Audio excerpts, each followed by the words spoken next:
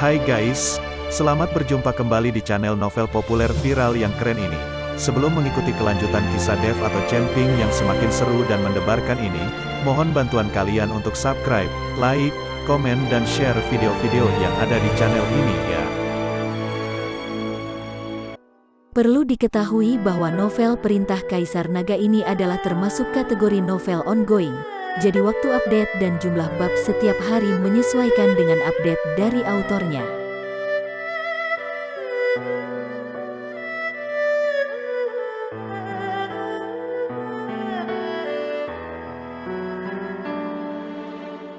Perintah Kaisar Naga bab 3338, 3339, 3340. Nyonya Sun memandang Sun Xiaoyun dengan tidak percaya dan bertanya, "Putri, apakah yang dia katakan itu benar? Kamu tidak melakukan apapun sekarang?" "Bu, itu benar, aku masih gadis besar sekarang." Sun Xiaoyun berkata dengan wajah memerah.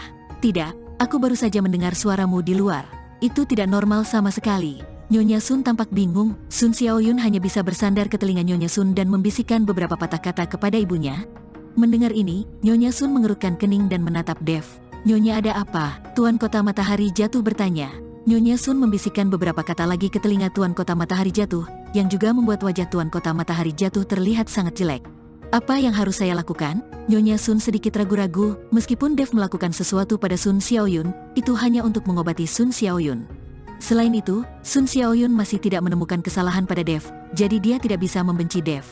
Tapi membiarkan Dev pergi seperti ini, Dev melihat seluruh tubuh putrinya dan... "Nak, kamu telah melihat putriku secara keseluruhan. Sebagai putri sebuah kota, jika hal seperti ini menyebar, aku akan ditertawakan sampai mati. Sekarang semuanya sudah mencapai titik ini, aku akan menikahkan putriku denganmu. Selama kamu menjadi suami istri, tidak ada yang akan membuat pernyataan yang tidak bertanggung jawab." Tuan Kota Matahari Jatuh ragu-ragu sejenak dan berkata, "Ayah, apa katamu?" Wajah Sun Xiaoyun penuh rasa tidak percaya. "Tuan Kota Matahari Jatuh, Nona Sun dan saya baru saja bertemu, bagaimana kami bisa menikah?" "Saya tidak setuju." Dev dengan tegas menolak. "Kamu harus setuju, atau kamu akan mati." Tuan Kota Matahari Jatuh marah. "Saya tidak akan pernah menyetujuinya." Mata Dev sedikit menyipit. Bagaimana ini bisa masuk akal? Dia baru saja mendetoksifikasi Sun Xiaoyun, dan sekarang setelah dia selesai detoksifikasi, dia benar-benar membiarkan dirinya menikahinya. Jika ini terjadi di dunia sekuler, bukankah seorang dokter pria di Departemen Ginekologi harus menikahi istri yang tak terhitung jumlahnya, dan mereka akan menikah dalam sekejap? Apapun yang terjadi, Dev tidak akan pernah menikah dengan Sun Xiaoyun. Dev berjanji pada Su Yuki bahwa pernikahan pertamanya harus dengan Su Yuki. Dia tidak akan menikahi wanita manapun sebelum melangsungkan pernikahan dengan Su Yuki. "Jika kamu berani tidak menaatiku, matilah." Tuan Kota Matahari Jatuh sangat marah dan berkata dia akan menyerang Dev. "Ayah," Sun Xiaoyun bergegas maju dan memblokir Dev. "Ayah, bagaimanapun juga, dia juga penyelamatku. Jika kamu membunuhnya, bagaimana orang lain akan melihat kita di masa depan, dan bagaimana mereka akan melihatmu sebagai penguasa kota?" Meskipun Sun Xiaoyun sedikit marah pada Dev, dia tidak ingin membiarkan Dev mati. Dia juga tahu bahwa Dev melakukan ini hanya untuk mendetoksifikasi dirinya sendiri. "Sun Tua, jika ada yang ingin kau katakan, tolong katakan. Jangan lakukan apapun. Bagaimanapun, Xiaoyun telah diselamatkan." Nyonya Sun juga menasihati dari samping. Melihat putri dan istrinya mengatakan ini, Tuan Kota Matahari Jatuh akhirnya menenangkan amarahnya. Saat ini, Jia Tua tiba bersama Chai Hongwei dan yang lainnya. "Saudara kedua, kamu mungkin salah paham. Mungkin apoteker yang merawat keponakan tertua saya benar-benar seorang kultivator iblis." Setelah Dev dibawa pergi, Chai Hongwei menjelaskan masalahnya kepada Jia Tua secara mendetail, dan kemudian Jia Tua ikut bersama mereka. Jika apoteker tersebut benar-benar seorang kultivator iblis, Sun Xiaoyun tidak hanya tidak akan mampu menyembuhkannya, tetapi nyawanya mungkin dalam bahaya.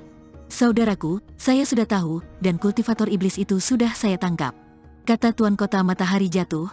Jia Tua tercengang, tapi Chai Hongwei dan yang lainnya melangkah maju dan memeriksa Dev. "Tuan Chen, apakah Anda baik-baik saja?" tanya Chai Hongwei. "Saya baik-baik saja." Dev menggelengkan kepalanya. "Paman, aku baik-baik saja. Aku baik-baik saja sekarang, terima kasih kepada apoteker Chen." Sun Xiaoyun berkata pada Jia Tua sambil tersenyum. Ketika Jia Tua melihat wajah Sun Xiaoyun yang kemerahan dan corak kulit yang bagus, dia tidak bisa menahan diri untuk tidak berkata dengan gembira, "Senang melihatmu pulih." Melihat begitu banyak orang yang datang, Tuan Kota Matahari Jatuh tidak peduli terhadap Dev, jadi dia berkata, "Saya akan perintahkan orang untuk mengadakan jamuan makan. Saya mengikuti ahli pengobatan Chen ini untuk meminta maaf. Ini semua salah saya karena mempercayai fitnah kata-kata dari kultivator iblis itu. Jia tua juga melihat ke arah Dev dan berkata dengan nada meminta maaf, Apoteker Chen, saya tidak menyangka bahwa Anda benar-benar ahli dalam keterampilan medis. Saya mengagumi Anda, saya mengagumi Anda. Jia tua, kuharap kamu tidak melupakan perjanjian kita, kata Dev. Tidak, aku tidak akan pernah melupakannya, kata Jia tua sambil tersenyum. Apoteker Chen, ayo undang dia. Tuan Kota Matahari Jatuh mengundang Dev ke jamuan makan. Tuan Kota Matahari Jatuh, saya menyelamatkan putri Anda karena perjanjian yang saya buat dengan Jia tua, jadi Anda tidak perlu bersikap terlalu sungkan.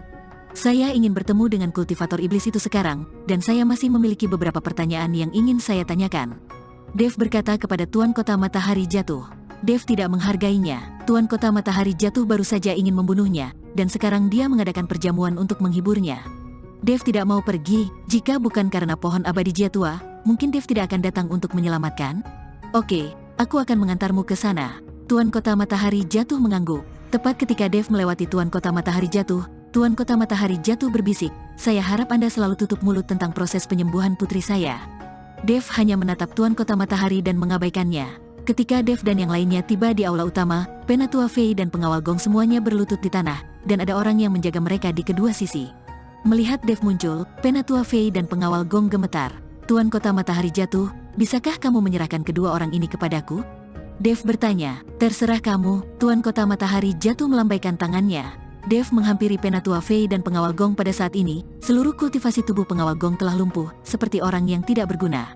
Jangan bunuh aku bersedia mengakuimu sebagai tuanku. Tolong jangan bunuh aku. Pengawal Gong memandang Dev dan terus memohon belas kasihan. Penatua Fei mengertakkan gigi dan sedikit gemetar, tetapi dia tidak memohon belas kasihan. Tidakkah kamu memohon padaku? Dev memandang ke arah Penatua Fei dan bertanya. Penatua Fei tidak berbicara, tetapi menatap Dev dengan dingin. Dev tersenyum ringan dan melambaikan telapak tangannya dengan ringan. Duar, kepala pengawal Gong meledak seperti semangka dalam sekejap, dan darah berceceran ke seluruh tubuh Penatua Fei.